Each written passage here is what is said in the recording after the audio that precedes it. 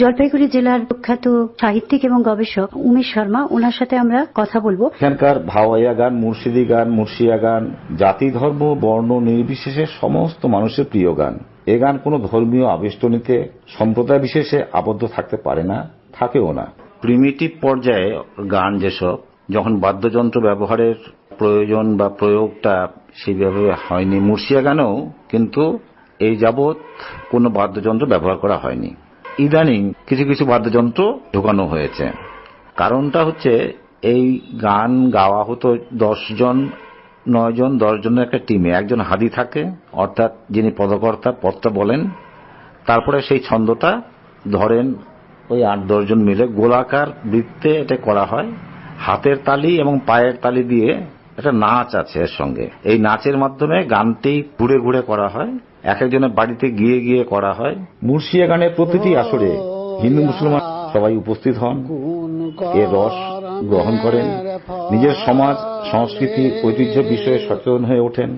মুর্শিয়াতেও এরকম গান কোনো নির্দিষ্ট ধর্মীয় গোষ্ঠীর নয়, সমস্ত মানুষের। এটা উভয় প্রান্তের মানুষকে নিশ্চয়ই সমৃদ্ধ করবে, আমোদিত করবে, প্রাণে তারা গ্রহণ করবেন। আমরা মুর্শিয়া গান সম্বন্ধে উমেশ শর্মার কাছ থেকে বহু কিছু জানলাম। মুর্শিয়া গানের হাদি শাহাবুদ্দিন আহমেদ আমাদের সঙ্গে রয়েছেন। শাহাবুদ্দিন আহমেদ বাহাদুর অঞ্চলে জলপাইগুড়ি জেলার বসবাস করেন এবং যে কত রকমের মুর্শিয়া গান রয়েছে তা একটু ওনার কাছ থেকে জেনে নেব। দুঃখ লেখিলে রবা নিহিয়া হাল্লা কোন কর্মের ফলে। মুর্শিয়া গান মূলত শোকগাথা হলেও অনক্ষর মুসলিম কবিরা সমাজের রক্ষক, প্রতিপালক ও পথ নির্দেশকও। তাই তারা যেমন হুসেন খের, জহরখণ্ড, নুহ নবীর মতো ধর্মীয় কাহিনীমূলক পালাগান করে থাকেন, তেমনি তৈরি করেন আধ্যাত্মিক চেতনা বিকাশের পালাও, যেমন বেহেস্তের মুর্শিয়া, দোজখের মুর্শিয়া, গোরাজবের মুর্শিয়া। আবার মানুষের মনোরঞ্জনের জন্য রচনা করেন রঙ্গব্যঙ্গের মাধ্যমে সমাজকে সতর্ক করে দেওয়ার মুর্শিয়া। লাগিল আল্লাহ কোন কর্মের ফলে, আর তোমাদের মধ্যে যদি থাকো মুসলমান, থরা পানি দিয়ায় মোর বাহাজাও জাদুর প্রাণ আল্লাহ কোন কর্মের ফলে। আমরা যে গানটি শুনলাম মোহাম্মদ শাহাবুদ্দিনের কাছে, এই গান কারবালা প্রান্তরের গান।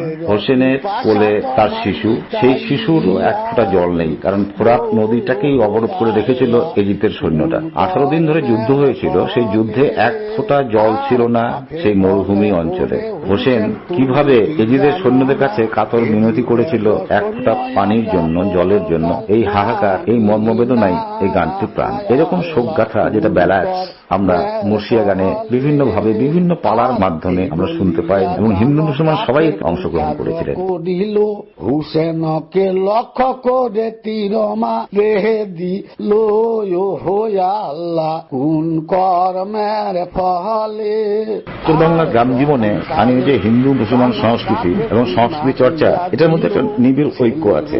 মুর্শিয়া গানেও সেটা লক্ষ্য করা যায়। হিন্দুদের দেহতত্ত্ব নিয়ে এরূপ গুরুমুখী গানকে বলা হয় মুর্শিদি গান। এই গানের বিষয়বস্তু মানব দেহ, অনেকটাই বাউলধর্মী বৈঠকি গান। ভাওয়াইয়ার সুরেও সমাজে অনেক কুকীর্তির কথা পরিবেশিত হয়। বিস্তীর্ণ এলাকা জুড়ে এই কৃষি বলয়ের মানুষ কিন্তু এই গান গান। এর সাথে সাথে উত্তরবঙ্গের সংস্কৃতির অংশ অঙ্গাঙ্গি ভাবে জড়িত। আমরা দেশ কালের ঊর্ধ্বে উঠে এই যে গান, এই বিষয়ে আমরা শুনে নিলাম উমেশ বাবুর কাছ থেকে।